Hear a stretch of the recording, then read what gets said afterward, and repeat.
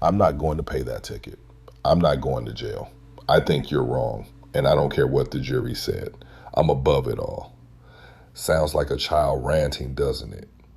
Now imagine walking into court and telling the judge that his ruling doesn't apply to you.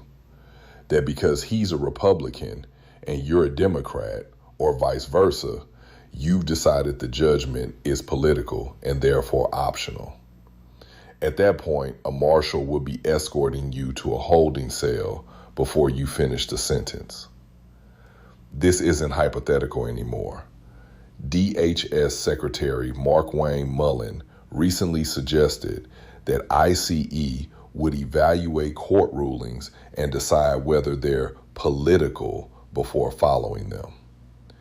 If the administration believes it can pick and choose which court orders to obey based on perceived bias, why should average Americans be held to a different standard?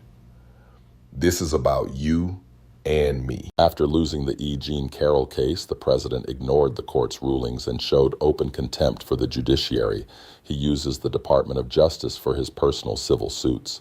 After losing judgments, he simply doesn't pay them. If the law doesn't apply equally, where is the accountability? Where is the enforcement? The point isn't about the merits of any specific case. Appeals exist for everyone. Open contempt and selective obedience do not.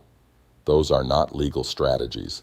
They are the behavior of someone who has decided the rules apply to other people. So here is the question that deserves a straight answer. If he can do it, why can't we? If ICE doesn't have to follow court orders, why do we? If the president doesn't have to pay judgments, why do we? If the administration can ignore rulings that don't fit their narrative, what exactly is the authority of the court? Are fines optional? Are licenses optional? Are judgments optional? Depending on whether you agree with the judge. We are all allowed to disagree with a court ruling. We are all allowed to appeal. What we are not all allowed to do, what only some of us apparently get to do, is simply refuse to comply. There should be consequences for ignoring court orders, for everyone, regardless of title or office or the size of the building they work in. I have this speeding ticket I've been thinking about. Pretty sure the officer was politically motivated. I'm going to evaluate whether his authority applies to me before I decide whether to pay it.